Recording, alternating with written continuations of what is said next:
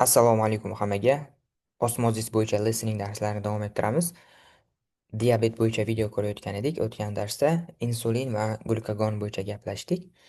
Demak, insulin bizda qondagi ortiqcha glyukozani hammasini muskullarga, jigar, yog' to'qimalariga yig'ib beradi. Glukagon esa xuddi shuni teskarisini qilib, demak, yana qayta qonga glyukoza to'planishini bajarar edi, funksiyasini bajarar edi. Va diabetni o'zini ham ikkiga bo'lgan edik. Type 1 and type 2, ya'ni birinchi tur, ikkinchi tur. Bugun mana shu birinchi tur haqida gaplashamiz ekan. Let's start with type 1 diabetes mellitus. Let's start, ya'ni qani shu bilan boshlab olamiz, ya'ni ketdik deganga o'xshagan. Juda ham ko'p videolarda bu narsani eshitasiz, ya'ni let's start, ya'ni qani boshladik degan ma'noda. Bu yoqda bizlar nima dedi? Let's start with type 1 diabetes. Demak, birinchi tur diabet bilan boshlaymiz degan ma'noda. Sometimes just called type 1 diabetes. Sometimes just call it. Call it degan nomlanish degan, nomlanadi. Ba'zida deyapti shunchaki type 1 birinchi tur deb nomlanadi ekan. In this situation, the body doesn't make enough insulin. In this situation deyapti, ya'ni bu holatda body ya'ni tana, in this situation bu holatda tana can't make enough insulin. Make qilish, hosil qilish degan ma'noda. Can't qila olmaydi. Ya'ni enough yetarli degan. Yetarli insulin hosil qila olmaydi ekan bu holatda. The reason this happens is that in type 1 diabetes, there's a type 4 hypersensitivity response or a cell-mediated immune response where a person Okay. The reason make enough insulin. The reason this happens is that The reason this happens. The reason this happens. Reason sabab degani. Ba'zida boshqa joylarda mana buni ko'rishingiz mumkin. The reason why nimadir bo'ladi degan ma'noda. Ya'ni buni sodir bo'lish sababi shuki yana bu yoq davom etib ketadi. Is that nima dedi? type 1 diabetes, there's a type 4 hypersensitivity response or a cell-mediated immune response. Demak, there is type 4 hypersensitivity response bor ekan. Ya'ni 4-tur gipersensibilizatsiya javobi bor ekan. Juda ham chuqur kirmaymiz, bu narsani bilishingiz kerak albatta. Agar demak bilmasangiz Googledan, ChatGPTdan ko'rib olishingiz mumkin. Juda ham chuqurlashib ketmaymiz. Tabiat jihatidan bu gipersensibilizatsiya turlari bo'yicha. Ya'ni bu yoqda 4-tur gipersensibilizatsiya reaksiyasi bor ekan, immun reaksiyasi bor ekan yoki cell mediated immune response deyapti. Mana bu mediatedni juda ham ko'p joyda ko'rasiz. Demak, bizda aynan bu yoqda hozir cell mediated deyapti. Mana shu tomonidan boshlangan, shu tomonidan trigger qilingan degan ma'noni bildiradi. Ya'ni cell mediated deganda immune response aynan hujayra tomonidan keltirib chiqariladigan, kelib chiqishiga hujayra yordam beradigan immun javob. Mana shu ma'noni bildiradi. Where a person's own T cells attack the pancreas. A person's own T cells, ya'ni T hujayralar. Persons. Bu yoqda persons deganda mana bu struktura ishlatilyapti. Struktura emas, umuman grammatik qoida. Mana bu qism bizada apostrof s bo'ladi va aynan o'zbek tilidagi hop, ning, ya'ni qaratqich kelishiga to'g'ri keladi ekan. Ya'ni shaxs, bu yoqda shaxs ning degan ma'noni bildiryapti. Aynan mana shu apostrof s bizada ningni beradi ekan. Ya'ni person's own ya'ni o'ziniki degani. T cells, T hujayralari attack, hujum qiladi. Mana bu demak, qarang bularni, juda ham chiroyli taxlagan. Esda qolarli qilib attack degan hujum qilish degani. Ya'ni attack deb jangga deganga o'xshagan hujum qilyapti bu yoqqa. Pancreas, ya'ni oshqozon osti bezi hujayralariga nima qiladi ekan? Hujum qiladi ekan. O'zini T hujayralari. Shuning uchun aynan cell mediated deyapti. Qarang, bular konkret to'liq hujayra bular. Shuning uchun hujayralar tomonidan keltirib chiqariladigan immune response deyapti.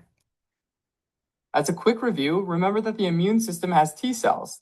As a quick review deyapti, ya'ni Xo'p, tezda takrorlab olish maqsadida, xuddi tezda takrorlab olamiz degan ma'noda, remember, eslang, the immune system has T cells, ya'ni immun tizimda nima bor? T hujayralar bor. React to all sorts of antigens. As a quick review, remember that the immune system has T cells that react to all sorts of antigens. React, react. Ya'ni nima qiladi? Reaksiya qiladi. Voy, bu sariqdan qutulolmaymiz shekilli. React, ya'ni reaksiya bildiradi. React to all sort of antigens. Ya'ni sort of degani tur degani. Antigens. Sort of hamma turdagi antigenlarga nima qiladi? Reaksiya qiladi ekan, ya'ni javob beradi degan ma'noda. Demak, sort of alohida yozib qo'yaman. Sort of turdagi degan ma'noni beradi. Buni boshqa shakllari ham bor. Hammasi shunday ma'no. Kind of bo'lishi mumkin, type of bo'lishi mumkin. Xo'p, bular ham o'sha turdagi degan ma'noni bildiradi ekan. Which are usually small peptides, polysaccharides, or lipids. Ya'ni antigenlar barcha turdagi antigenlarga hujum qiladi, reaksiya beradi. Which are qaysiki ular nima? Small peptides, kichkina, kichikroq peptidlar, polisaxaridlar va lipidlar bo'ladi ekan. Ya'ni nima? Antigenlar. Mana shular bo'lishi mumkin odatda, usually. And that some of these antigens are part of our own body's cells. Some of are these antigens, ya'ni bu antigenlarni ba'zilari deyapti, part of our own cells, ya'ni o'zimizni, mana bu o'zimizni degan, o'zimizni hujayralarimizni bir qismi bo'ladi ekan. Ya'ni bular nima bo'lishi mumkin? Kichkina peptidlar bo'lishi mumkin, polisaxaridlar, lipidlar va hokazo. Faqat ya'ni tashqaridan kirgan emas, ba'zida bu antigenlar nima bo'lishi mumkin? O'zimizni hujayralarimizni bir qismi bo'lishi mumkin demoqchi. It doesn't make sense to allow T cells that will attack our own cells to hang around. It doesn't make sense. Judayam tabiiy so'zlardan bittasi. It doesn't make it doesn't make sense degani bu ma'nosi yo'q degani. Ma'nosi yo'q. Ya'ni o'zi make sense o'zi ma'no anglatish degani. Bu narsani General Englishda doimiy ishlatib yursangiz bo'ladi. Make sense ni bizadagi alternativi, "Xo'p, tushundingmi? Qaysidir ma'noda tushundingmi?" degan narsaga ham to'g'ri keladi. Ya'ni nimanidir tushuntirasiz tanishingizga, keyin oxirida does that make sense deb qo'yishingiz mumkin. Does this yoki that farqi yo'q. Make sense. Make sense. Does that make sense? Does this make sense? That desak yaxshiroq bo'ladi. Ko'proq ishlatiladi ingliz tilida. Ya'ni, "Xo'p, tushundingmi? Bir narsani tushundingmi? Bu tushuntirishim yoki gapirganim bir ma'no bildirdimi?" degan ma'noda keladi. Ya'ni bular nima demoqchi? It doesn't make sense. Ma'nosi yo'q. Xo'p, to allow T cells, ya'ni allow degani imkon berish degani. Imkon berish. T hujayralarga imkon berish nima qilishga? Will attack our own cells to hang around. Hang around vaqt o'tkazish degani ekan. Shunchaki vaqtini o'tkazish degan ma'noda. Vaqtni o'tkazish uchun, o'sha atrofda yurish uchun o'zimizni, hujayralarimizni hujayralarimizga hujum qilishga imkon berish doesn't make sense. Hech qanday ma'nosi yo'q bu narsani demoqchi. Shu joyini qayta eshitamiz. It doesn't make sense to allow T cells that will attack our own cells to hang around. Qarang, bu yoqda o'tgan darsda aytganim connected speech juda ham zo'r ishlagan joyi bor. Demak, a lot of so'zini ishlatdi. Siz odatda buni qanday o'qiysiz? A lot of deb o'qiysiz. Lekin ingliz tilida haqiqiy native speakerlar hech qachon bunday demaydi. Juda ham tez aytganda qo'shilib ketadi bu. A lot of bo'lib ketadi. Ayniqsa American accentda ko'rgan edigan oltin qoida T qachonki ikkita unli tovushni o'rtasida kelsa D talaffuz qilinadi. Buni talaffuzi hozir a lot of. Mana shunday bo'lyapti. This is English. Aynan mana shunday talaffuz qilinadi. Shu joyni qayta eshiting. A lot of demayapti, a lot of. Juda ham yengilgina mana bu videoni oxirida eshitishingiz mumkin. It doesn't make sense to allow T cells that will Eshitdingiz, a? Juda ham tez aytib ketdi. A lot of. antigens are part of our own body's cells. It doesn't make sense to allow T cells that will attack our own cells to hang around. Xo'p, shu joyni qayta eshitish orqali o'sha a lot ofni konkret eshitishingiz mumkin. And so there's this process to eliminate them called self-tolerance. So there is the process, ya'ni there is nima edi? Bor degani, jarayon bor ekan. To eliminate degani bu parchalash, yo'qotish degan ekan. Eliminate demak parchalash yoki yo'qotish. Bu narsani o'zbek tilida ham ishlatamiz. Ayniqsa, demak, infeksion kasalliklar fanida ko'p uchratishingiz mumkin. Eliminatsiya bo'lib ketibdi deydi. Eliminatsiya, ya'ni parchalanib yo'qolib ketgan degan ma'noda. Ya'ni jarayon bor ekan, shuning uchun, ya'ni o'zimizni T hujayralarimizga hujum qilmasligi uchun there is this process, jarayon bor ekan, call it self tolerance. Self tolerance degan demak jarayon bor ekan. In type 1 diabetes, there's a genetic trait them called self-tolerance, cells to hang around. And so there's this process to eliminate them called self-tolerance. Ya'ni bu self tolerance nima uchun bor? To eliminate them. T hujayralarimizni aynan mana shularga hujum qiladiganlarini yo'qotib turish uchun self tolerance degan jarayon bor ekan. In type 1 diabetes, there's a genetic abnormality that causes a loss of self-tolerance among T cells that specifically target the beta cell antigens. Okay, juda ham zo'r narsa aytdi. In type 1 diabetes, ya'ni birinchi tur diabetda deyapti, genetic abnormality. Bu narsani yozib qo'yaman, juda ham ko'p joyda uchratasiz. Abnormality. Genetic abnormality. Bu genetik abnormallik desak, anomaliya desak, menimcha yaxshiroq bo'ladi. Anomaliya. Plus rozi bo'lasiz ba'zi joylariga. Genetic abnormality. Xo'p, nima bo'ladi bunda? A loss of in type 1 diabetes there is a genetic abnormality causes a loss of degan, loss yo'qotish degani ekan. Self tolerance among T cells. Ya'ni aynan mana shu T hujayralar orasida self tolerance, ya'ni bu nima edi o'zi? Ortiqcha T hujayralarni yo'qotib turadigan. Mana shularni yo'qotib turadigan self tolerance jarayonida nima bo'ladi ekan? Genetic abnormality, genetik abnormallik bo'ladi va bu A loss of self-tolerance among T cells that specifically target the beta cell antigens. aynan specifically degani aynan maxsus degan ma'noda. Aynan mana shu pankreasdagi beta hujayralariga attack qiladigan, hujum qiladigan T hujayralarni boshqarib turadigan mana shu self tolerance nima bo'ladi ekan? Abnormallik bo'ladi ekan, buzilish bo'ladi ekan. Losing self-tolerance means that these T cells are allowed to recruit other immune cells. Hop, losing yo'qotish degani, right? Losing self tolerance, ya'ni mana shu self tolerance xususiyatini, jarayonini yo'qotish deyapti. Means mana shuni bildiradi. Nimani bildiradi? These T cells, bu T hujayralar are allowed, imkon beriladi to recruit degani ishga yo'llash degani o'zi. Recruit, ishga yo'llash. Lekin bizning kontekstimizda chaqirish deylik. Shu ko'proq ishlatamiz o'zbek tilida ham. Ya'ni other immune cells.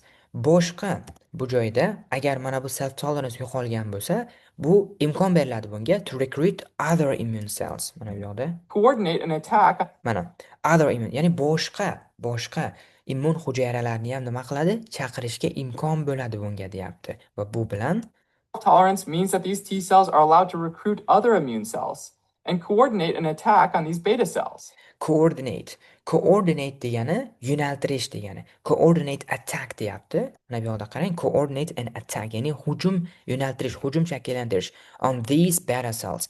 Ya'ni pankreasdagi beta hujayralarga hujum uyushtirishga, demak, boshqa immun hujayralarni ham chaqiradi deyapti. Losing beta cells means less insulin. Losing beta cells means, ya'ni beta hujayralarni yo'qotish nimani bildiradi? Less insulin, ya'ni kam degani. Insulin kam hosil bo'ladi bu bilan. And less insulin means that glucose piles up in the blood.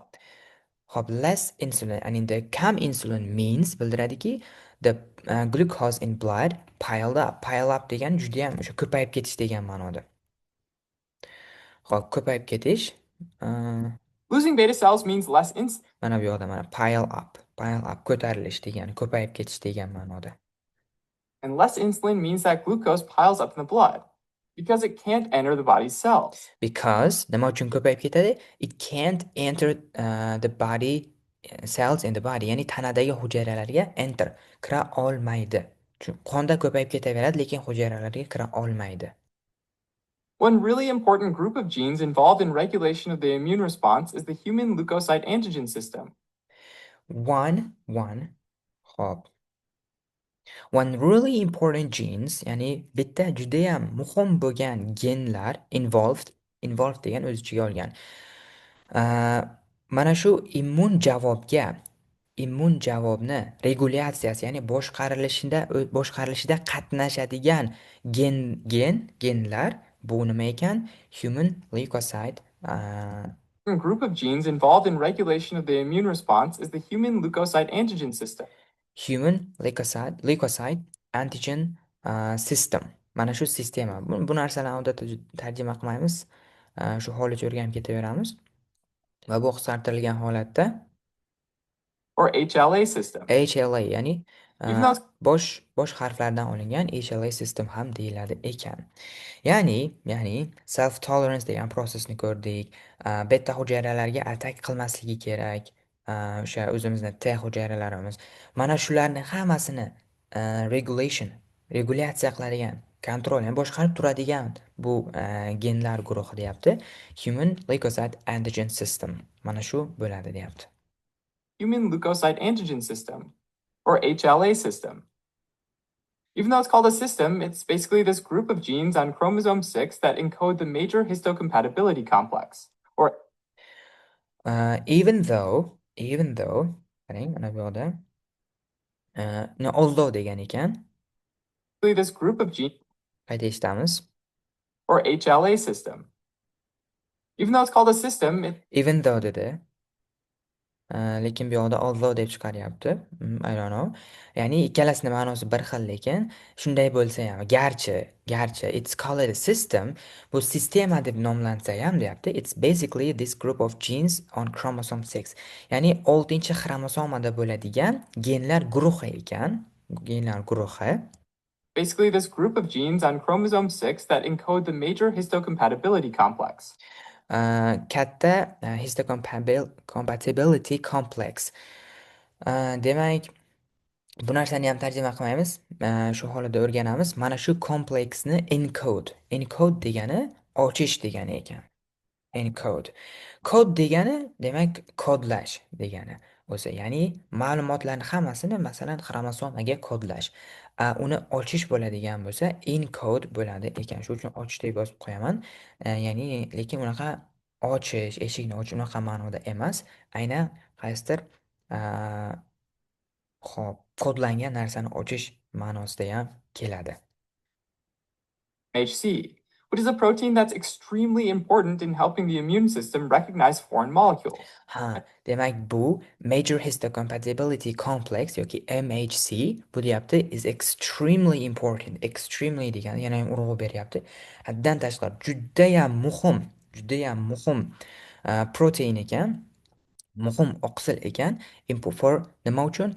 Recognize degan tanish degani. Recognize degani tanish degani. Demak, tanish degani. Foreign molecules. Foreign degani begona, yot. Yot molekulalarini tanlash uchun, tanish uchun juda ham muhim bo'lgan bitta molekulalardan bittasi ekan bu kompleks. Maintaining self-tolerance. Important. Bundan tashqari yana important for self-tolerance. Yuqorida ko'rganimiz self-tolerance uchun ham, ushlab turish uchun ham juda ham muhim deyapti. MHC is like the serving platter that antigens are presented to the immune cells on. Demak, MHC juda ham zo'r analog berdi. Xo'p, MHC deyapti, shu rasmni o'zidan ko'ramiz. Is like a platter. Platter degani bu tarelka degani. Platter. Tarelka degani. Bu MHC molekulalar deyapti, xuddi tarelkaga o'xshaydi. Mana bu nima qiladi? Present, ko'rsatib beradi, qo'yiladi. T hujayralariga mana bu antigenni olib beradigan, ya'ni o'sha ustiga qo'yiladigan, shuni keltirib beradigan xuddi tarelkaga o'xshaydi deyapti. Qayta eshitamiz. Immune system recognize foreign molecules, as well as maintaining self-tolerance. MHC is like the serving platter that antigens are presented to the immune cells on. MHC is like Mana MHC is like a serving, xizmat qiladigan o'sha tarelkaga o'xshaydi. That antigens, antigenlar are presented, namoyish qilinadi to the immune cells. Immun hujayralariga present degan ko'rsatish, namoyish qilish degan. Prezentatsiya ham shundan kelib chiqqan. Namoyish qilinadigan tarelkaga o'xshaydi deyapti. serving platter that antigens are presented to the immune cells on. Interestingly, people with type 1 diabetes often have specific HLA genes in common with each other. Interestingly deganda qizig'i shundaki, people with type 1 diabetes, ya'ni birinchi tur diabeti bo'lgan odamlar often have ko'pincha specific HLA genes in common with each other. In common degani, xo'p qarang, have something in common. Bu degani o'xshash jihatlari o'xshash nimasidir bo'lish, jihati deylik mayli. Qandaydir o'xshash jihatiga ega bo'lish. Ya'ni birinchi tur diabeti bo'lgan odamlar deyapti, hammasida mana shu spesifik, aynan maxsus HLA genlari bor ekan, bir-biriga o'xshash bo'lgan, common bo'lgan, keng uchraydigan. Interestingly, people with type 1 diabetes often have specific HLA genes in common with each other. One called HLA-DR3 and another called HLA-DR4. Demak, bittasi bittasi HLA-DR3 shunaqa nomlanadi ekan, ikkinchisi HLA-DR4 deb ataladi ekan. But this is just a genetic clue, right? Because not everyone with HLA-DR3 and HLA-DR4 develops diabetes. Bu shunchaki genetic clue. Clue degani bir nishon degan, belgi degan ma'no. Bu faqat genetik jihatdan, genetik belgi deyapti. O'sha mana bulari bo'lgan hammada ham diabet develop bo'lmaydi, rivojlanmaydi demoqchi. In diabetes, Okay. Demak, shu joyni aynan qayta eshitamiz. Qanchalik tushunamiz endi. let's start with type 1 diabetes mellitus, sometimes just called type 1 diabetes. In this situation, the body doesn't make enough insulin. The reason this happens is that in type 1 diabetes, there's a type 4 hypersensitivity response or a cell-mediated immune response where a person's own T cells attack the pancreas. As a quick review, remember that the immune system has T cells that react to all sorts of antigens, which are usually small peptides, polysaccharides, or lipids, and that some of these antigens are part of our own body's cells. It doesn't make sense to allow T cells that will attack our own cells to hang around. And so there's this process to eliminate them called self-tolerance. In type 1 diabetes, there's a genetic abnormality that causes a loss of self-tolerance among T cells that specifically target the beta cell antigens. Losing self-tolerance means that these T cells are allowed to recruit other immune cells and coordinate an attack on these beta cells. Losing beta cells means less insulin, and less insulin means that glucose piles up in the blood because it can't enter the body's cells. One really important group of genes involved in regulation of the immune response is the human leukocyte antigen system, or HLA system. Even though it's called a system, it's basically this group of genes on chromosome 6 that encode the major histocompatibility complex, or MHC, which is a protein that's extremely important in helping the immune system recognize foreign molecules, as well as maintaining self-tolerance. MHC is like the serving platter that antigens are presented to the immune cells on. Interestingly, people with type 1 diabetes often have specific HLA genes in common with each other. One called HLA-DR3 and another called HLA-DR4. But this is just a genetic clue, right? Because not everyone with HLA-DR3 and HLA-DR4 develops diabetes. In diabetes mellitus type 1, the structure Aynan mana shu qismini yana ham qayta ko'proq ko'rishga harakat qiling. Ana o'shanda bu yoqda aytilayotgan hamma so'zlarni demak aniq tiniq ajratgan holda eshita oladigan bo'lasiz, xudo xohlasa. Demak, bu yoqda ko'rganimiz so'zlarni Telegram kanalimizdan topishingiz mumkin bo'ladi. Bugungi darsimiz shulardan iborat edi. Hammaga rahmat.